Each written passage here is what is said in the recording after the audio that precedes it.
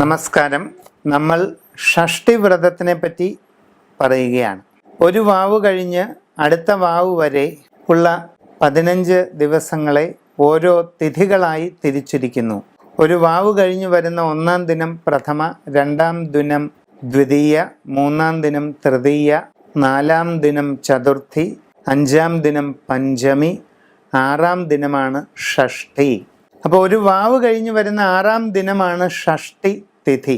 ഒരു കറുത്തവാവ് കഴിഞ്ഞ് പിന്നീട് വരുന്നത് വെളുത്ത പക്ഷകാലമാണ്.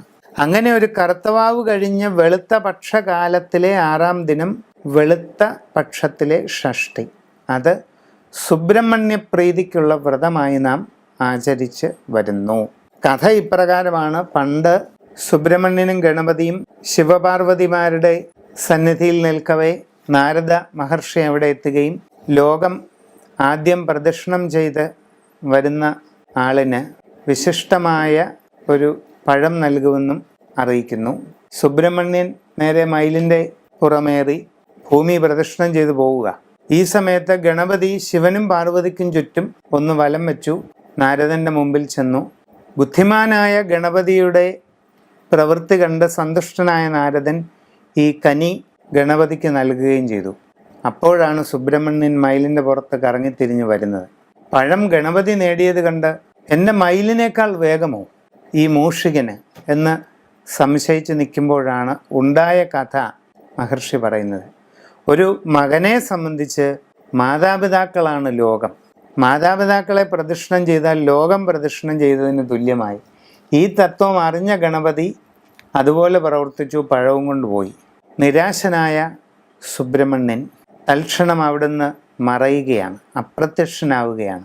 ഒരു വലിയ സർപ്പരൂപത്തിൽ ഭൂമിതലത്തിൽ അപ്രത്യക്ഷനായ സുബ്രഹ്മണ്യനെ തേടി പാർവതി ഒട്ടേറെ അലഞ്ഞു. ഒടുവിൽ ദുഃഖിതയായ പാർവതി 12 വെളുത്ത പക്ഷത്തിലെ ഷഷ്ഠി വ്രതമായി ആദി പരമേശ്വരനായ ഭഗവാനെ തന്നെ നനച്ച് അനുഷ്ഠിക്കും. 12ാമത് ഷഷ്ഠി വ്രതത്തിൻ്റെ ഒടുവിൽ സുബ്രഹ്മണ്യൻ പഴനിമലയുടെ മുകളിൽ പാർവതീദേവിക്ക് പ്രത്യക്ഷമാവുകയാണ്. നാരദരുടെ പഴം കിട്ടിയില്ലെങ്കിൽ എന്താ, ജ്ഞാനപ്പഴം നീ തന്നെ എന്ന് ശ്രീ പരമേശ്വരനും പാർവതിയും സുബ്രഹ്മണ്യനെ അനുഗ്രഹിക്കുകയാണ്. അവിടെ ജ്ഞാനപ്പഴം നീ തന്നെ എന്നുള്ള വാക്കാണ് പിൽക്കാലത്ത് പഴനി എന്ന് രൂപാന്തരം പ്രാപിച്ചതെന്ന് പറയപ്പെടുന്നു. അങ്ങനെ നഷ്ടമായ പുത്രനെ തിരികെ ലഭിക്കുന്നതിന് പാർവതീദേവി അനുഷ്ഠിച്ചതാണ് ഷഷ്ഠി വ്രതം. ഇന്നും സന്താന ലബ്ധിക്ക് വേണ്ടിയും സന്താനങ്ങളുടെ അഭിവൃദ്ധിക്കും പുരോഗതിക്കും വേണ്ടിയും അമ്മമാർ അനുഷ്ഠിക്കുന്ന ഏറ്റവും പരമമായ വ്രതം ഷഷ്ഠി വ്രതം തന്നെ. മക്കളുടെ എല്ലാവിധമായ പുരോഗതിക്കും ഉയർച്ചയ്ക്കും വേണ്ടി കാർത്തികേയ ഭഗവാന്റെ പ്രീതിക്കായി അനുഷ്ഠിക്കുന്നതാണ് ഷഷ്ഠി വ്രതം.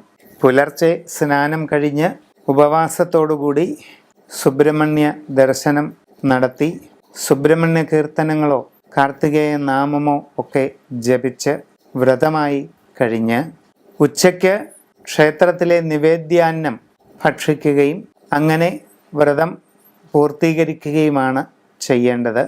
അന്ന് മുഴുവൻ ശുദ്ധാഹാര വ്രതനായും ശുദ്ധചിത്തനായും കഴിഞ്ഞുകൂടണമെന്ന് സ്കന്ദപുരാണം പറയുന്നു.